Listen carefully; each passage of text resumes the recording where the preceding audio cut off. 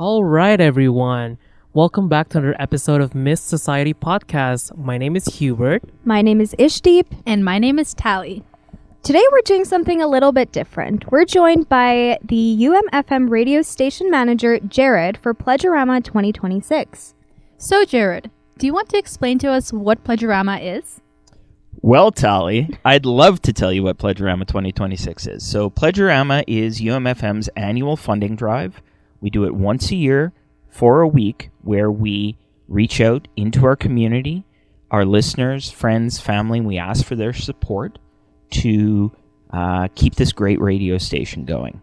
So I thought that since you folks are new to the radio station, this is your first Pledge-O-Rama, that I would help you a little bit. And I'm really digging what you do here on the MiSC podcast. And so I wanted to dive a little bit deeper. I'm a sound scientist. Not quite the same scientist you folks are, but I wanted to know a little bit about why you got involved, why you wanted to do this, and honestly, how you got so good at it so quickly, because it's pretty impressive. Well, thank you so much for the compliment. So we chose the radio at the U of M because we wanted the podcast to feel like it was truly made for students. UMFM gave us the chance to create something that was part of the university community and could reach people on campus in a more real and personal way. And it also made the podcast feel more exciting and official, which motivated us to actually go for it. And I guess to add on to that, we wanted to have a platform where we could answer some questions or have some discussions about things that so many science students, maybe even early on in their degree, questions that they have and there aren't really direct answers to. And we wanted to do something that we all wish we had when we were in our first years. And yeah, like to add on to that, for me personally, I became part of this initiative because I wanted to I wanted to be here to help people who are probably experiencing a little bit of loss in university, because hearing other people's experiences can be really helpful. So I think this UMFM opportunity is giving us a platform to kind of reach and make science even more approachable and even demystified to the general audience. So I think that we're doing a lot of work in making science more digestible, more communicable, and overall more accessible to people across campus and maybe even beyond. Well, it's awesome that you say that, because I think that first and foremost, UMFM as a platform, the reason why we exist is we want to provide an opportunity for folks who normally don't get this sort of opportunity, right? The station has been around since 1998.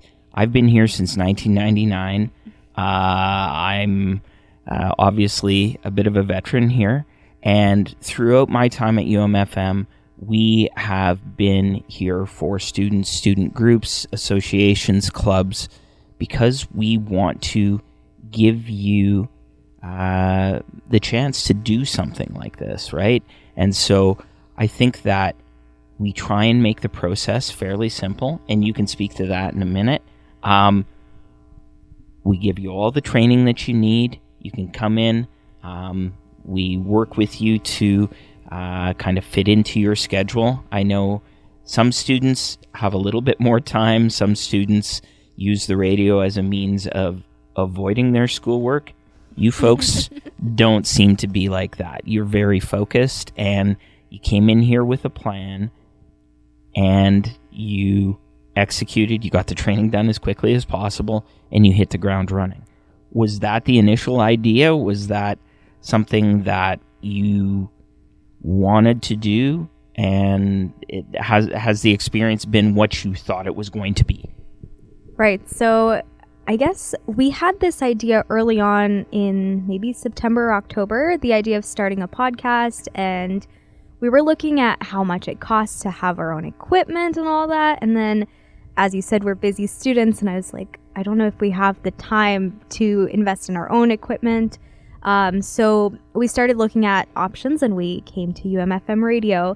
and we came to you with this idea about starting a microbiology podcast, and you were very accommodating, very supportive from the start. And that's the reason why we were able to get this idea rolling and get so many episodes in this year, considering we started, I think we had our first talk with you in November, did our training in January, and then started recording February. So yeah, so it's without UMFM radio, this would not have been possible. And if we had to go for our own equipment, I don't think we would have gotten this far. So how did you find out about the radio station? So it was a lot of searching online. We were looking all over the place. We were even looking at a studio to rent out somewhere else because we were not familiar with this process. And then one of us came across the website of UMFM and saw that there's a possibility to reach out to you. And so we reached out and hoped for the best, crossed our fingers that you will be willing to have us. Yeah, like for me personally, like I know of UMFM. Like I've seen you guys table, especially like during my third or fourth year here. I've seen you guys table. I know that you guys do a lot of initiatives where you invite people to do to come and talk in your platform. So, but that's like the limit of my understanding of UMFM. And I think I was just like also kind of crossing my fingers that hopefully that we can get a platform going to have like our project up and running, basically. Well, and so this is a whole thing for the radio station. Campus at the University of Manitoba is a very, very big place. And I think that the University of Manitoba does have a reputation of being a bit of a commuter campus, right? You come in, you go to class, you kind of stick to your corner of the campus. Definitely. And unless you're kind of pushed, you don't necessarily always explore some of the other opportunities that are out there, right? And I know that none of you are first-year students.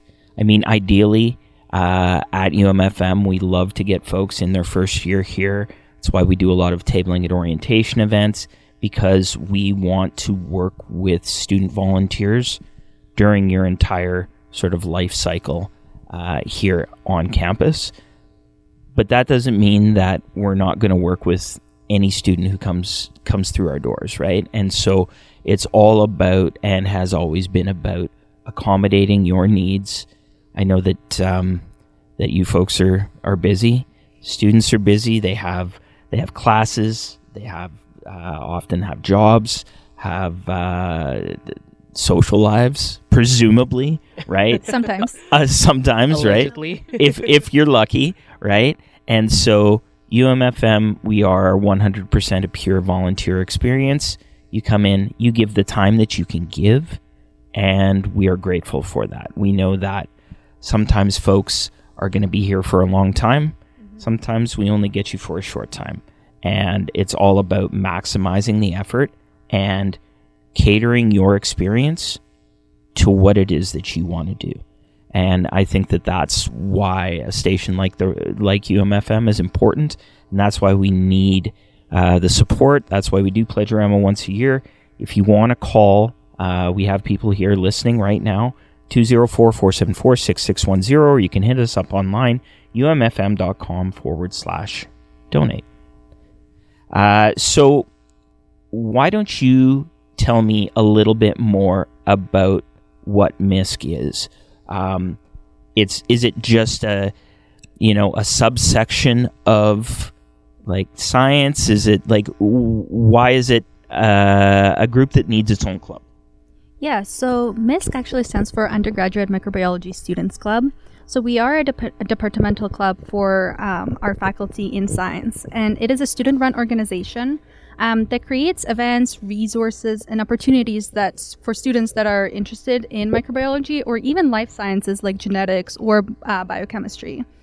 So we run things such as study night, research nights, networking events. We have guest speakers come. And again, we kind of talked about this before, but this is something that I personally wish was offered to me in my first year, because there's so many things out in the world that you just would have no idea unless there were events or speakers coming to tell you about it. So I hope we're getting out to a lot of people and inspiring in them to pursue a field that they're studying and make a difference in the world. For sure. How many folks are in the club? So we have about 15 people on our executive team, and Holy then smokes. this year I think we reached about 80 general members. Wow. And so are you seeing, like, is it something that students have to actively join, or is it like if you are enrolled in a particular faculty or in certain courses, then automatically you are part of this group? So students have to apply to join to become a general member. It's not a complicated process, but basically we are open to any students regardless of your faculty. To be a general member, you just have, that's it. You just have to show up to our events. You participate in like the stuff that we do, and that's it. You become a general member.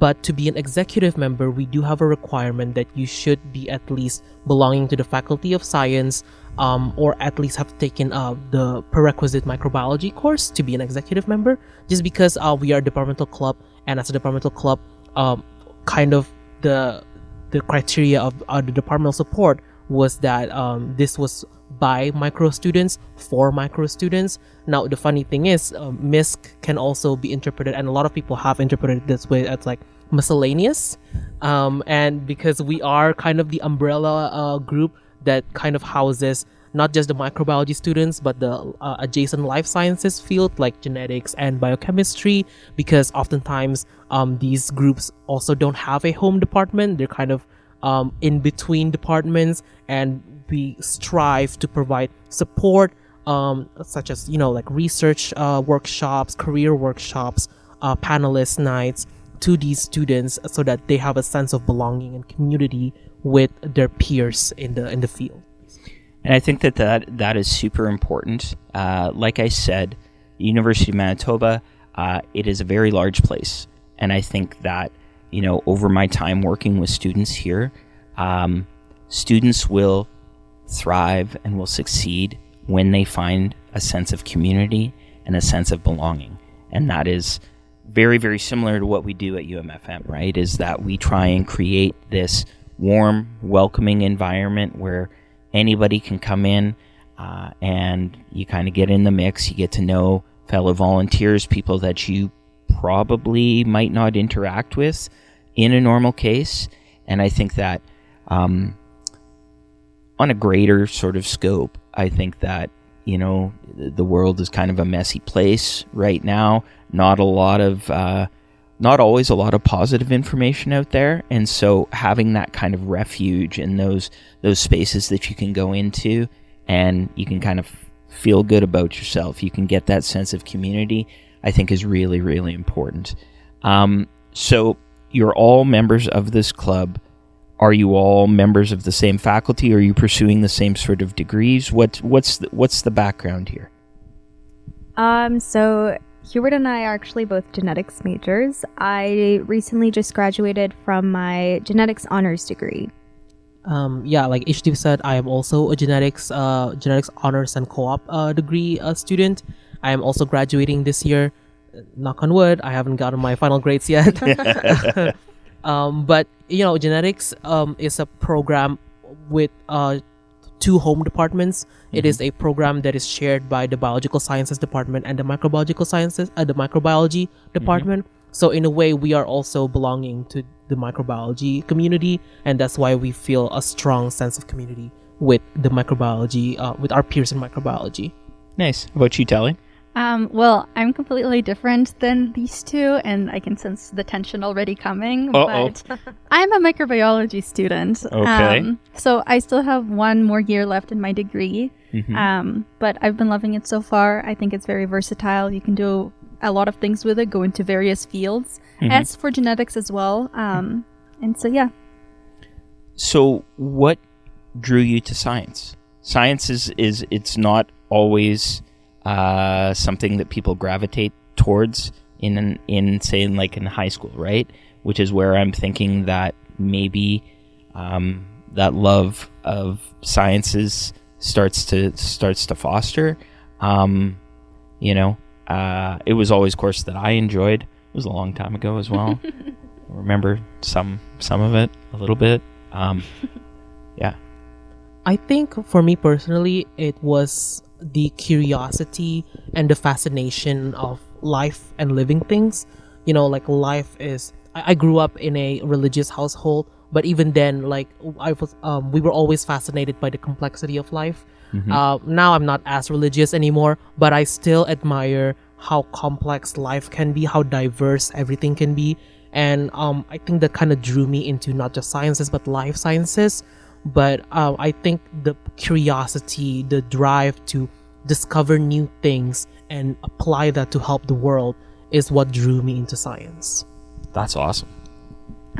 I can add to that.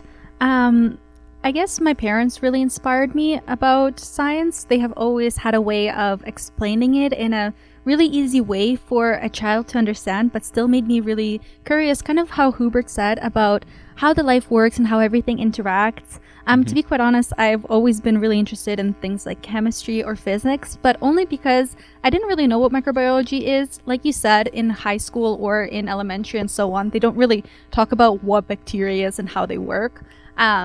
So yeah, it's just been passed along. Yeah. Okay.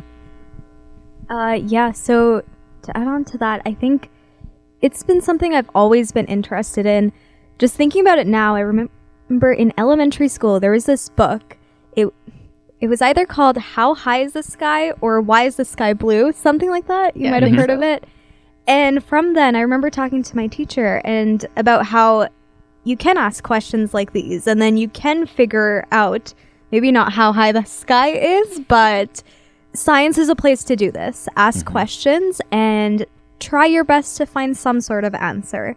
And since then, I've always been interested in science, and I started university taking biology, chemistry, and physics. I didn't know which one I was going to be drawn to the most, and then I took microbiology, and I really liked it. It became one of my favorite courses, and then that went on to genetics, and then now we're here. Okay. So what is the plan after school? Are you going to go into the workforce, or are you going to, get further schooling, masters, etc.? Are you, going to be out here doing experiments, cloning things? That's a very good question. Okay. And that's a question that I feel like all students, but especially science students, do get a lot. Yeah. Because I don't know how far an undergrad degree will go in science. Right. We all have research experience and work in labs, and I started working in a research lab after my second year, and I've been there ever since. And I do really like that aspect of science, doing research in academia, whether it's medical related or more lab work. So what I plan to go on to do a master's degree and then see how that goes. So I won't go into the workforce just yet. I'll give myself another year or so to figure things out, and then whether it's start working or a PhD or whatever it is. Okay. Yeah. So I think on my end, when I first joined university, I had a really straight path of I want to do medicine and only medicine. But again, that was the only thing that I knew. And after, like Ishdeep said, I got exposed to research and I was able to speak to professionals within that field. I was very inspired. And that made me think that maybe that is something that I want to pursue. So again, I still have a year left, but I think master's is also going to be my first choice. And again, what happens after that is to be decided. Because again, like Ishdeep mentioned, what I've heard is going into the workforce right after your undergrad is not the greatest in terms of how much you're going to get paid and how far you can go within that field. For sure.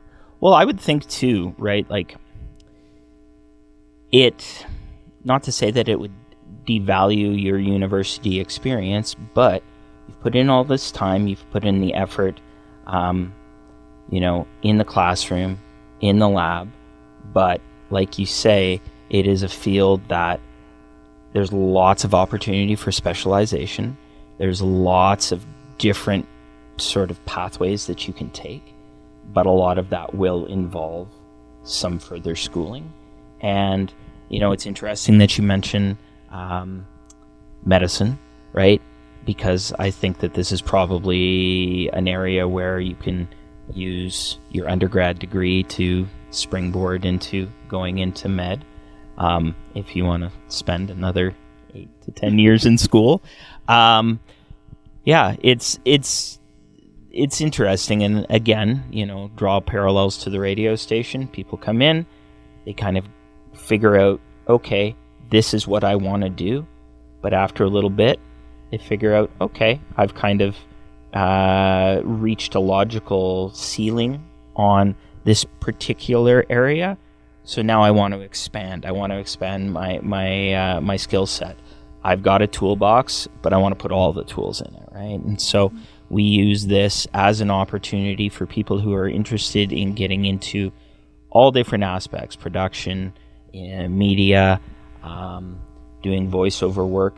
A lot of the stuff that we teach and push is working behind the scenes because honestly, that's where you're going to get the work and that's where you're going to gain the best experience. So podcasts. Were you avid podcast listeners before you started doing this idea? Not necessarily. I think it's hard to find a podcast that you truly fully love. Mm-hmm. There are some that I have listened to, but they haven't been really educational. They have been brain rot, as you call it. Sure. The slang term. Yeah. And so, no, not necessarily. I've listened to some here and there, but I'm also I wasn't an avid podcast listener before this. I think I'm in the same boat. Like, I listen to a couple, but never, like, I don't subscribe to a particular series. If there's like a clip on YouTube that I see, I'll look it up and then I'll watch the whole video. And that's another thing, because I'm a very visual learner, so I need visual stimulation. So podcast is really hard for me to get through if it's not something that I truly care about. Yeah, for sure. So it's interesting then to me that we have arrived at this point that you're doing a podcast of your own, but when you came into it, you weren't necessarily, you were aware of the medium, obviously, but you weren't actively consuming. See, the thing is, just because we're not listening to it, there's plenty of students that I know and friends with that love podcasts. And we thought that if there's a platform that's offered to us, why not take advantage of it and share our wisdom, as you might say, or our experiences, or have these guests come and share it with the students. So again, just because we're not in love or haven't found our niche to listen to, hopefully somebody else found us. Yeah, we might not be the best examples, but there are so many students that do listen to several podcasts, and I think it's convenient as students to listen to podcasts because you don't have to sit and watch the whole video or anything. You could listen to it on the go while you're commuting, and we know that students do listen to them, so we wanted to use that platform with our main goal just being to spread the word about the things that we do and give students exposure to things that we've learned throughout our degree and things we wish we knew when we were starting out. Yeah, kind of on the same boat too. Like, I usually digest podcasts better when it's already been processed and uploaded into YouTube, where it's like short clips of like highlights. But it doesn't mean that others like students don't value the audio experience of listening to a podcast, because I know a lot of people really like using it. Also, to add, you have mentioned that you want to foster a warmth within this place, and we have most definitely felt it. For sure, you have been so thankful. And to kind of add that we're, as science students, we don't have exposure to things like this, like working the soundboard, or hearing our own voice in the headphones, or even sitting here with a microphone. And these are all great skills to have and really make you an well-rounded person. And so this has been an amazing experience, and never in 100 years would I have thought that I would have, and all of us would have, a podcast and be able to talk about what it is that we want to do. yeah, it's really crazy to say that. Yeah, we have our own podcast, or we're recording today. It makes us sound pretty fancy, I feel like. But it's been such a fun experience, and you guys have been so accommodating. And I think we have also spread the word about UMFM within the science students after starting this podcast. Yeah, I think this initiative is really great. I definitely think you guys are amazing at kind of not hand holding per se, but guiding us in a way that we can, as you said, hit the ground running. And as Tali said, I think this platform goes to show that, hey, science communication is for everyone. Like, you can start communicating your science in a way that people can understand. Like, it's not reserved for people who are especially trained, people with experience, but you can start at your own pace and be a science communicator, which is a massively valuable skill in the world right now, not just in industry wise, but also in as a civilization, we need more science communicators. You couldn't have put it any better. And what's interesting to me is you said yourselves, maybe you're not the best example. I would humbly disagree. Right now, would you be surprised if I told you that podcasts and TikTok and social media growth right now within science as an industry is perhaps the largest growing field within the podcast realm? We have a number of, and we were doing this sort of prior to the pandemic, reaching out to different faculties, and the ones that have really taken hold here are in science and science-related fields.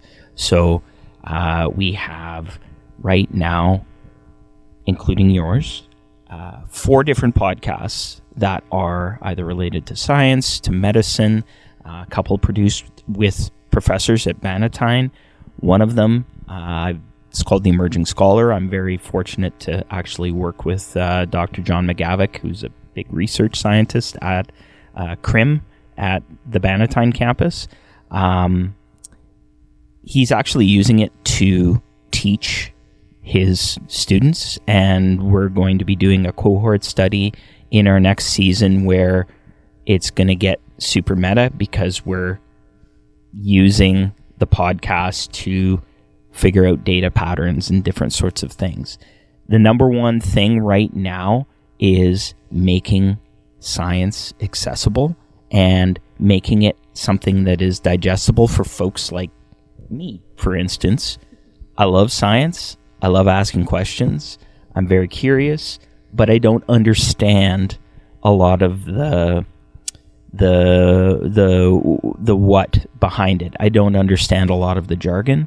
And so you've created a platform with the MiSC podcast that makes it accessible not only for science students, but for non-science students as well. And you've made it fun, you've made it interesting, you've made it entertaining, you're bringing in great guests, right? And it's funny, a couple of the guests that you've brought in so far, I've been on campus for a while.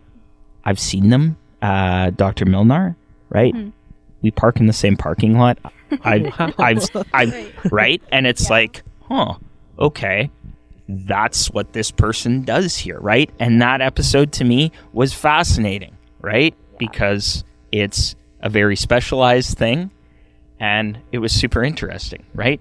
Diseases are always interesting. And I love the fact that you've got this segment on your show each week, right? Where you're talking about different stuff, right? Yeah. And so the fact that you make science fun, I think is super important.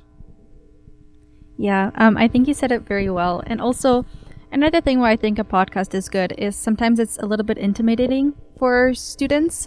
They're scared to come up, even if it's like your peer. Mm-hmm. So hopefully this made it more accessible for them.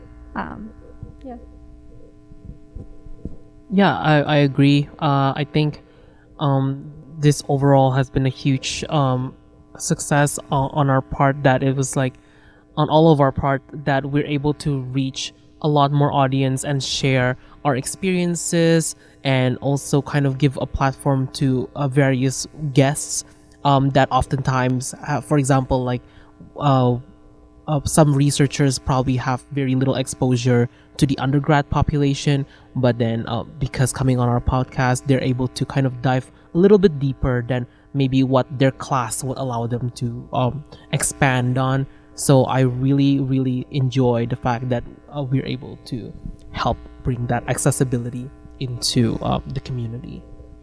Yeah, I think we've gotten a pretty good variety of guests so far, and one of our goals is to expose students to different fields within science and not just the ones they hear on a day-to-day basis, because there's so much out there, and these are things, again, we wish that we knew when we were starting out. So we hope that that message gets across. And like just yesterday, we had a genetic counselor, and we've had professors and instructors and different researchers. So there's so much out there within science, and we hope that with this, we're able to give some more exposure, even just a little bit.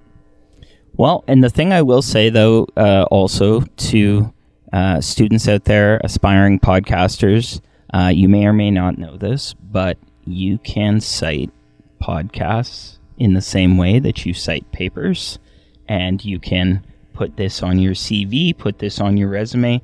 You folks are all sort of early in your scholarly career, early in your professional career. And so what I've learned through producing science podcasts is things like that matter, right? And so people using this medium to talk about what they're doing, talk about research, talk about different ideas, it has a way of engaging and reaching an audience in a very, very profound, very, very efficient, easy way, right? At this point, we all live with these electronic devices in our pocket, so you can tune in to the MiSC podcast when you want to tune into the MiSC podcast. It would be great if folks are tuning in Tuesdays between 11 and 12.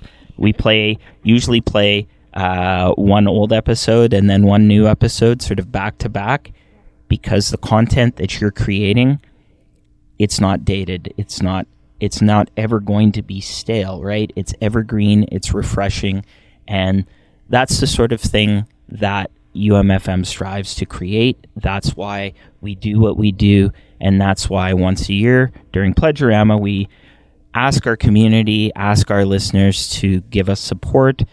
So you can do that. The number is 204-474-6610. You can hit us up online, umfm.com/donate. We have all sorts of cool incentives. We've got a couple different kinds of t-shirts, coffee mugs. We've got a Bluetooth speaker. We've got a notebook and pen for the first 101 donors. We'll give you that free. And you guys make notes, right? For sure. Of course. Yeah. How's a notebook course, without yeah. a pen? What's that? How's a notebook without a pen? Yeah, exactly. Right. Perfect. Exactly. Well, thank you so much. Thank you for letting me take over this. Thank you for doing this. This No. has been great. Yeah, no, it was fun. And like I said, it's been really great getting to know you folks. And I really hope that we see the MiSC podcast continue on. I know that the nature of the beast with student groups sometimes is the people change, but hopefully they'll see the groundwork and the hard work and the effort that you put in here and you've laid for future MiSC group members to pick up this mantle and keep it going. Yeah, we've planted this idea and started it, and I hope it does go a long way and people see the value in it for sure. Yeah, it has been an incredible experience, and we're so thankful for, again, having you us here. Thank you so much for having us here. Hopefully, the next year's group can carry the torch forward. And with that being said, thank you again for doing this with us, and we hope all the best to the Pledge-O-Rama. So you guys support and donate to UMFM. It's a really great platform. appreciate that. Last thing I'll say is if you are a student or student group, club, faculty member, professor, and you want to do something like this, reach out to us. We've got beautiful recording spaces. We've got studios. We've got a built-in platform to help you share your information. We'll provide you with all of the training, all of the knowledge that you need. And you too can start your own podcast just like these fine folks. And thank you again for letting me take over today. And we'll get back to regular programming next week. I know that you have a bunch of interviews sort of queued up that are going to run throughout the summer. I know that recording, I was giving you a hard time about this. I'm like, please take your summer. Get out of the lab, get out of the classroom, get into the sunshine, go frolic in the woods, run through the trees. You're so right. Right? But we hope that I see you throughout the summer coming in sporadically to record the content and then going back to the beach or whatever it is you do. Yeah, we hope so too. Thank you so much, Jared. It's been fun having you on. Yeah, appreciate it. Well, thank you to everyone for listening to the MiSC Society podcast. Remember to stay curious, Stay connected. And stay cultured.